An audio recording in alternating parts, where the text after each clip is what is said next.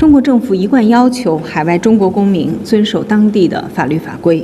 我们敦促菲方以事实为依据，停止捕风捉影、炒作所谓中国间谍，切实保障在菲律宾na may kasabwat umanong 2 Pilipino ang naturang espiya. Ang nadiskubre po namin ay naka-embed po siya dito sa Pilipinas. Nandito po siya noon pa hong 2013. Pabalik-balik ho, labas-pasok ng Pilipinas. At kung makikita nyo po siya at baka kasalubong sa kalye, maiisip nyo po na isa siyang Pilipino rin.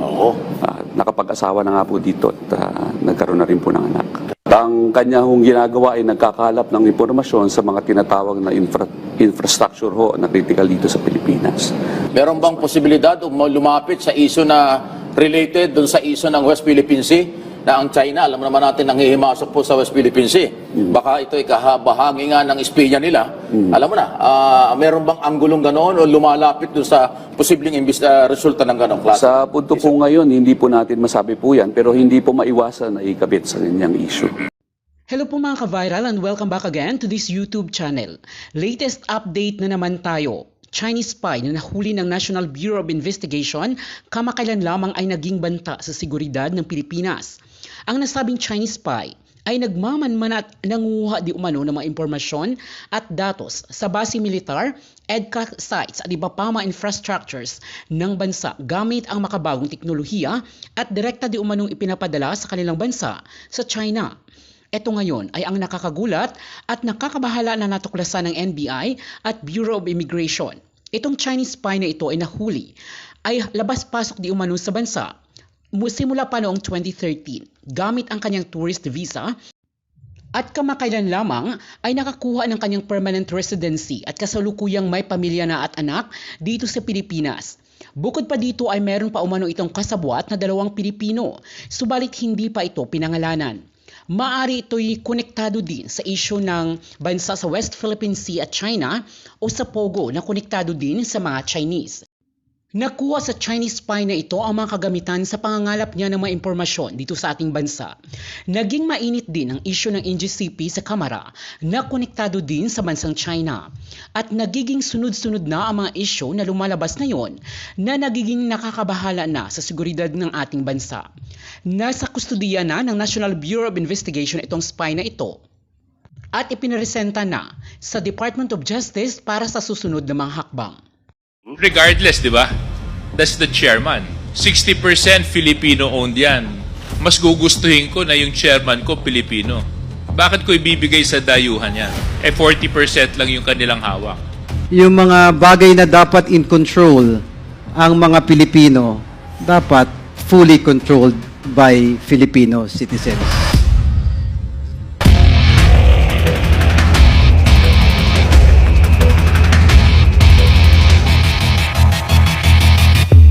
GCP. One is the ownership, that the same must be 60% Filipino-owned and 40% may be allowed to be foreign-owned. May I ask the NGCP, did you comply with this constitutional provision? Yes, Your Honor. Thank you. And the second important constitutional provision, Mr. Chair, is that the executive and managerial officers should be Filipino citizens. NGCP, did you comply with this constitutional provision? Yes or no? Yes, Your Honor.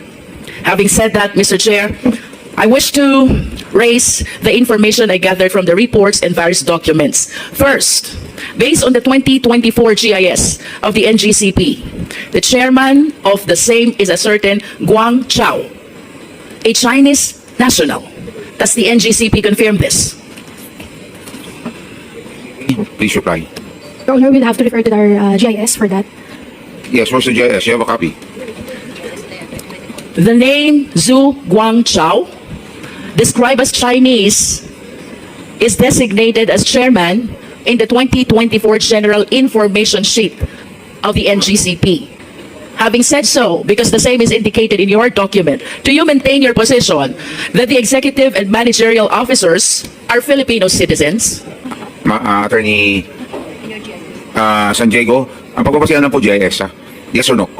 The chairman of our board is Mr. Su Guangchao. Okay, Chinese. Okay, yes, yes. The answer is Are you saying that you complied with the constitutional provision that the executive and managing officers should be Filipino citizens only, considering that your chairman is a Chinese citizen? Yes, Your Honor. Our executive and managers are all Filipino. How do you consider a chairman of NGCP? Is it not a managerial or executive position? Your Honor, Mr. Swagwan ko is a chairman of the board of the directors, but our executive officials and officers are all Filipino. We take note of your answer, but this representation sadly believes otherwise. For this alone, it is my humble submission that the NGCP violated this constitutional provision. Second, Mr. Chair, which were disclosed in the records of the NGCP, Leo Zhao Yang, described as Assistant Chief Technical Officer. Leo Sin Ju Wan, described as Chairman of Board Audit Committee. These two officers are responsible for hiring employees and signing contracts with them. Having said so, Mr. Chair, may we hear from the NGCP, are you still maintaining your position that executive and managerial officers are Filipino citizens? Liu Zhaoyang and Liu Zhenju are both described as Chinese citizens. Your Honor, we maintain that all our executives and officers are all Filipino. But Your Honor, if I may, I have been looking at our GIS, but the mentioned names were not here in the 2022 GIS of NGCP. In the what? GIS of NGCP. Mr. Chair, we will be flashing some documents on the later part of the interpellation showing these names, including the others who participated in the operation, most especially the technical aspect of the NGCP. Another significant name that I came across with is Wen Bo, Chief Technical Officer. And he's described as well as a Chinese citizen, Mr. Chair. And with that, I wish to manifest, without asking anymore the NGCP, that the operation is participated not only by Filipino citizens. Proceeding, Mr. Chair, I want to know more about this NGCP, so I wish to ask the NGCP, sino-sino po ba ang mga miyembro at ibang officers ng NGCP based on your GIS? May we request the Secretariat to please flash the 2024 GIS.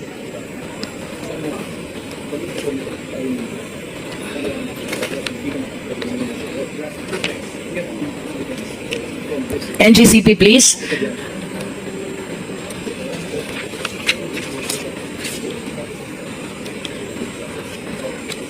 Of course, the document confirms Zhu Guangchao as the chairman of NGCP. And in addition to this Chinese national, we have also number 8, Yao Yusheng, Wang Lijin, Liu Xinhua. Although their positions are not indicated in this GIS. Proceeding to our GIS on stock holdings, Mr. Chair. Kindly flash the next slide. The GIS on stock ownership. There. There is one corporation here, Monte Oro Grid, which owns 27.23% of its shareholdings. Another corporation, Kalaka High Power Corporation, which is 27.23%. Third corporation is State Grid International Development Limited.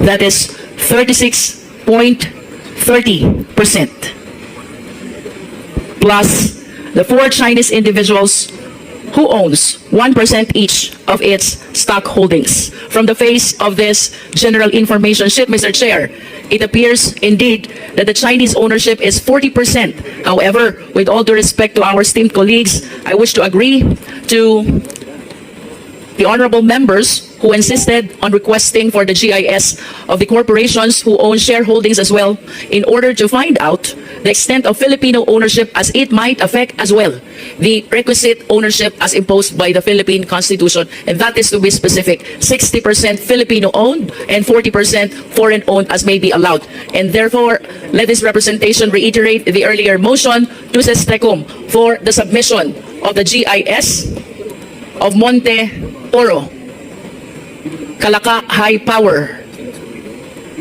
and if possible, a State Grid International Development.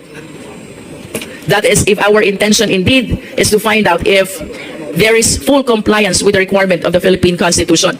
Another corporation which GIS we want to request, as earlier requested, is the Synergy Grid Development Philippines, which owns 9.24% of the stock holdings of NGCP, Mr. Chair. Mr. Chair, I want to go back to the 60-40 ownership. While I do acknowledge that the remaining 40% of the stock holdings may be foreign-owned, I just want to satisfy my curiosity. Considering the significance of this public utility corporation, NGCP, ang tanong ko po, NGCP, wala na po bang ibang Filipino citizens interested to own that 40% which currently belongs to the Chinese nationals? Your Honor, we do not have any knowledge or aware of it.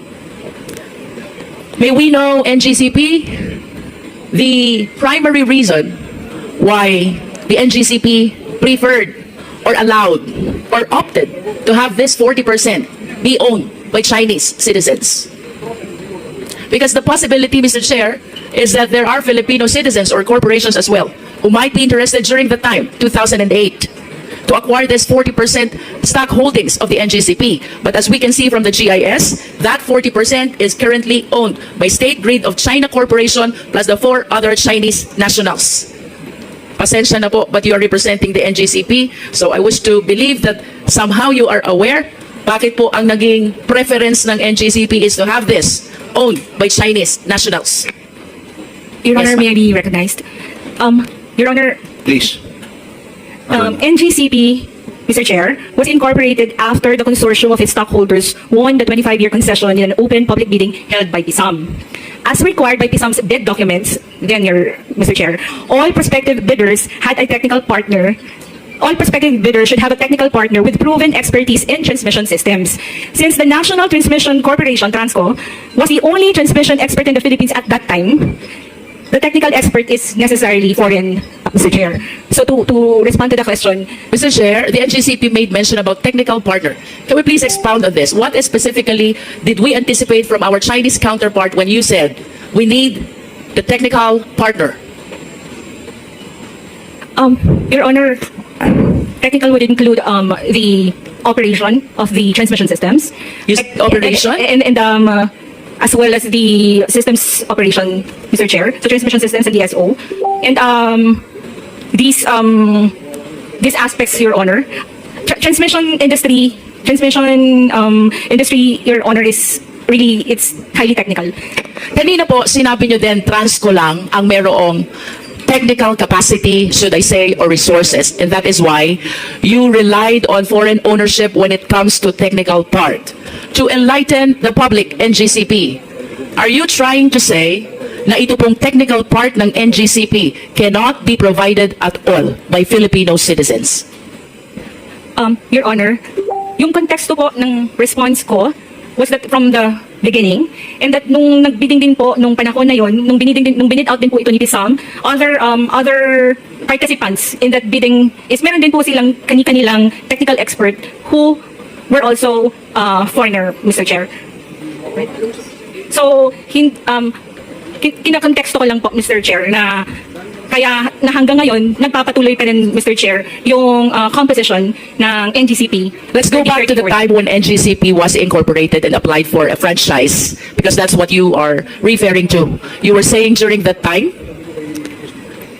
the only company which has technical capacity is Transco, and the other companies with technical capacity has foreign counterparts as well. Do you confirm that? Mr. Chair, because transmission...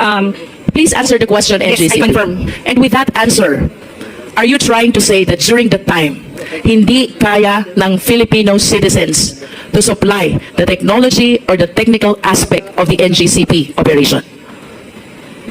At the time, Mr. Chair, yes. At the time, yes. And of course, when you say technology or technical operation, that goes to the heart of the very operation of the NGCP. And you were saying hindi kaya ng mga Pilipino. Tama po ba ito, NGCP? At least during the time. During the time.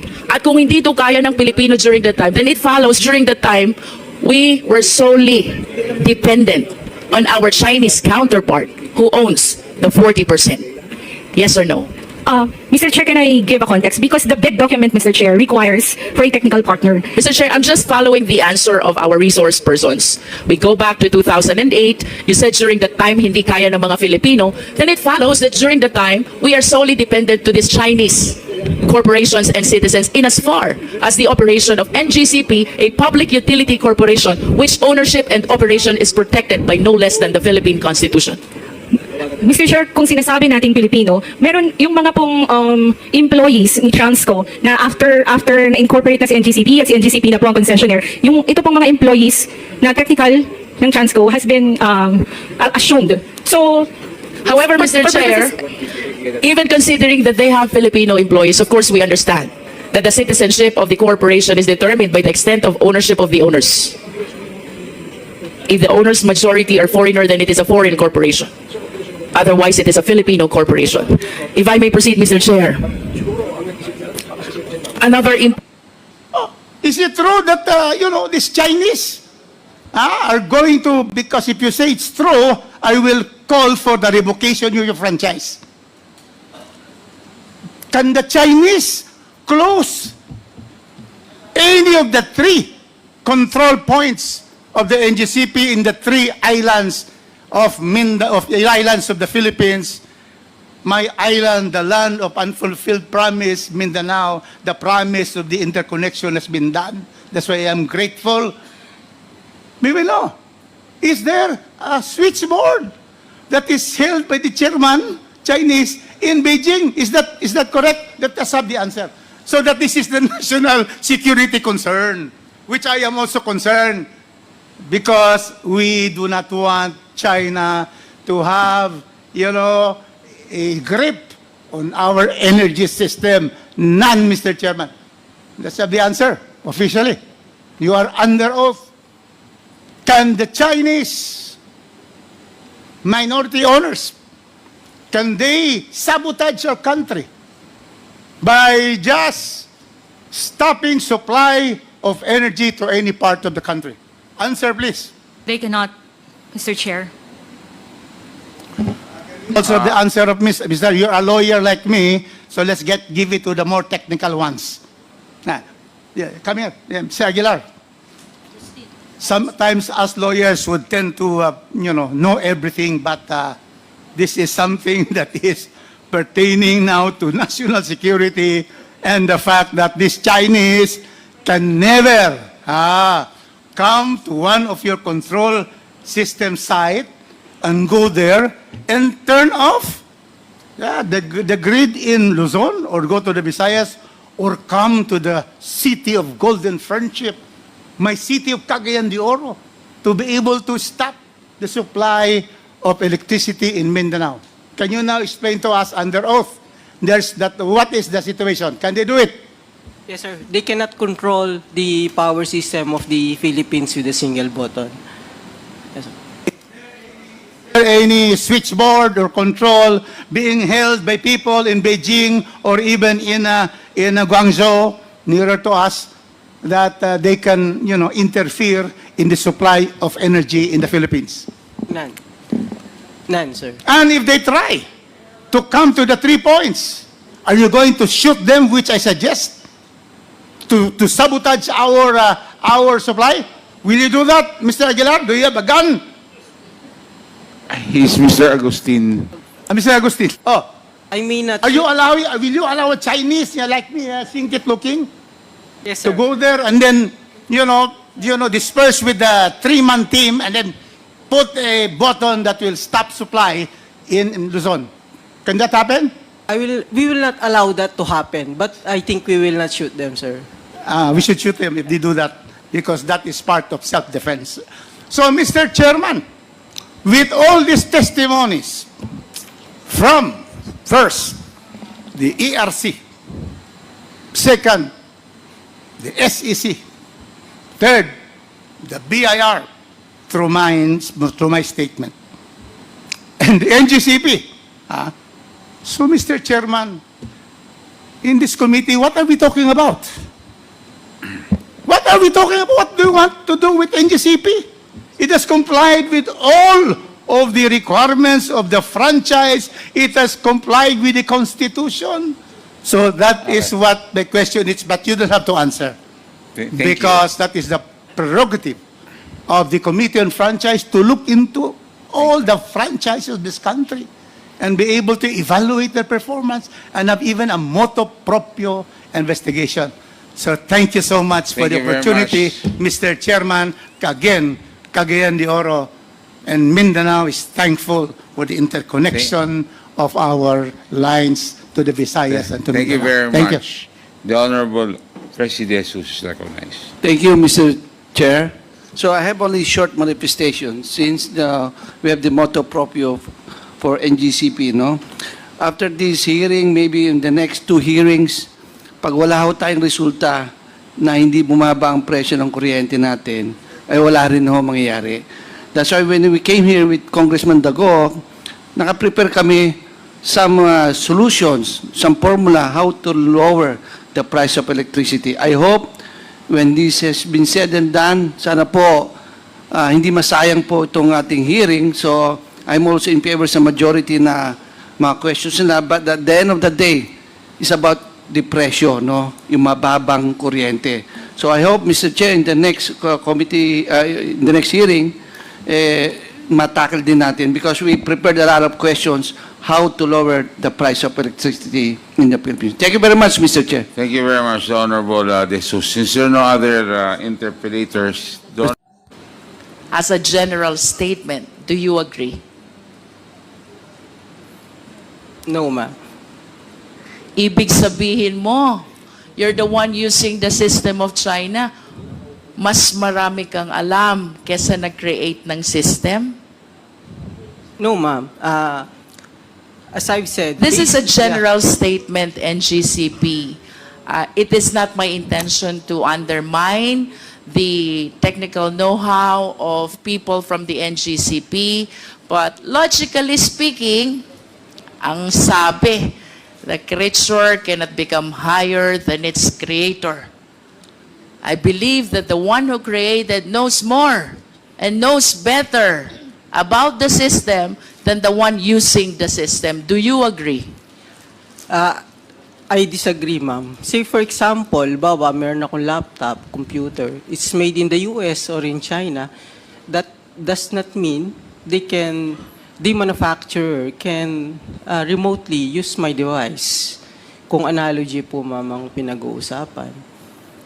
No, I'm talking about the system as a whole and considering its use, the use of the system, considering that they were the ones who created it, it is my humble submission that no matter how expert we are, the one who created knows better about the system. That is a manifestation. We respect your position. To continue, Mr. Chair. Mr. Chair. Mr. Chairman. Romy Ako. With the indulgence of the Honorable Luistro, because I'm interested in the point she was making a while ago. I did not get it clearly, yung sagot po ng resource person. May I ask some clarificatory questions, Mr. Chair? If the Honorable Luistro will allow, Honorable Luistro, there were questions that he would like to ask for clarification. Yes, the Honorable Akop, you have the floor. Thank you, Mr. Chair. Sinabi po nyo kanina, 10 yung control points. Tama po ba yung pagkarinig ko? For the entire country, 10 yung control points. Tama po ba yung pagkarinig ko? Sir, hindi 10 as in 10? Yes. Hindi 10. po. Hindi po. We have 3 control centers, one for each region. One for each. One for Luzon, Visayas, and Mindanao. And walang central control point to control the 3 control points. Meron po kaming convergence point, yung central grid operations, pero it's just monitoring the interchange points. Yeah, but wala po. For each region, you're correct, sir. So if you decide to cut off the power for the entire country, wala po yun? Wala po. Wala po. So it's for the 3 control points. Yes, Kung sir. gusto nyong patayin ang power sa Visayas, po pwede. Yes, sir. Using the control center, one Yes. by one, you turn off the circuit breakers. So, you isolate walang the plants. central control point to control yung 3 control points. Yes, sir. If you're referring the central control point as a single control, single button, wala pong ganun. Thank you. Thank you, Mr. Chair. The Honorable Akop. Thank you.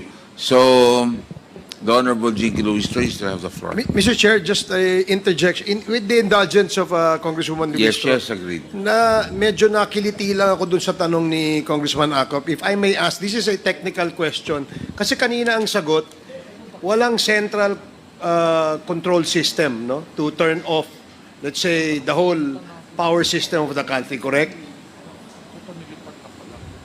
Sir, we have a control center pero walang single button to turn it off. Okay. Yes. Now, can anyone just turn it off like that? Anong proseso pag turn off niyan?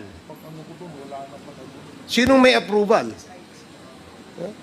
Yun. We have on-duty system operators. So yung duty lang ang nando doon. Halimbawa, yung naka-on duty, kinurap nung isang kalaban ng bansa. At sinabi, patayin mo lahat nung yung area ng kuryente nung area yon. Can they do that? What do you mean by corrupt? In-instructan? Oh, in-instruct. Oh. They should not follow. Huh? It's not part of their duty, sir. No. What was that again? Hindi. Ibig sabihin, sir, how could they do that? Why would they follow the instruction of other people from other countries? In simple analogy, ganito lang yan. Ano? Sabi mo kasi, it can just be turned off just like that. Yes, sir. Diba? Now, ang tanong ko, sino ang pwedeng magsabi i-turn off yan? At kung merong ganyang order, ano yung procedure o yung proseso para i-turn off yan? Yes, sir. We have procedures on how we operate our equipment and especially the grid. May mga responsibility po yung system operator as outlined dyan sa Philippine Grid Code, and then meron kaming mga internal procedures. Okay, ganito na lang, para doon sa mga nanonood, no? Halimbawa, kaya nga binigyan kita example Sabi mo yung duty, ano yun? Ang sabi mo? What did you say? The Yung duty? system operator on duty, meron po kaming System dispatcher operator na tinatawag. on duty. Siya ang may kapangyarihan para i-switch on or i-switch off yung power supply, correct? Yes, opo. Okay. Dahil siya on duty, tinakot ng isang terrorist group, no? Tinutukan, tinakot. Sinabi niyang patayin mo yung switch na yan, turn it off. Can they do that? Hypothetical po, kung halimbawang nasakop nga, nandun siya sa control center, that's possible. Kasi ma-operate niya manually. Ano nga yung procedure pag turn off? Meron po tayong... Who decides? Is that the decision of the duty, duty system manager o ganyan? Yes, sir, Decision opo. lang niya yun? It's a decision based on established procedures po. May guidelines po tayo. May established procedure pala Ano nga yung procedure? Ano yung procedure? Kung halimbawa po, merong maintenance, pwede niyang patayin yon. May emergency, may risk sa life, sa equipment, pwede niya pong patayin. I raised a hypothetical scenario na terrorist group came into that place. Tinakot yung operator. Sabi, patayin mo yung kaya niyang gawin yon. Kaya niya po. So, yun ang tinatanong namin. Yeah, if it's possible, so, ibig he can do sabihin, the power to switch it on or switch it off ay nasa isang tao lang doon sa duty manager. Not necessarily isang tao, isang team. Usually po, 3 tao yung naka-duty. Isa, dalawa, tatlo. Ibig sabihin, nasa kamay lang nila ang desisyon.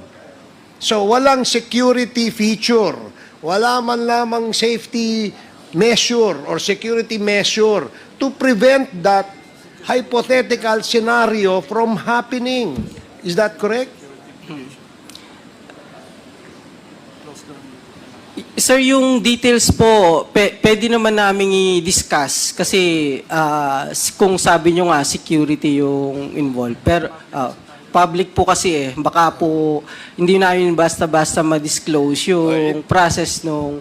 Sige, let's not go into the details. Yun lang gusto namin malaman. Kung may isang nasa kamay lang ng isa, dalawa, tatlong tao pala, pwede nang i-switch yun eh. Yes, sir. Alam mo, very critical yung issue that we are discussing here because one, bukod dun sa issue that Congressman Dan Fernandez raised and the chair raised, the question that actually needs answers is who controls NGCP?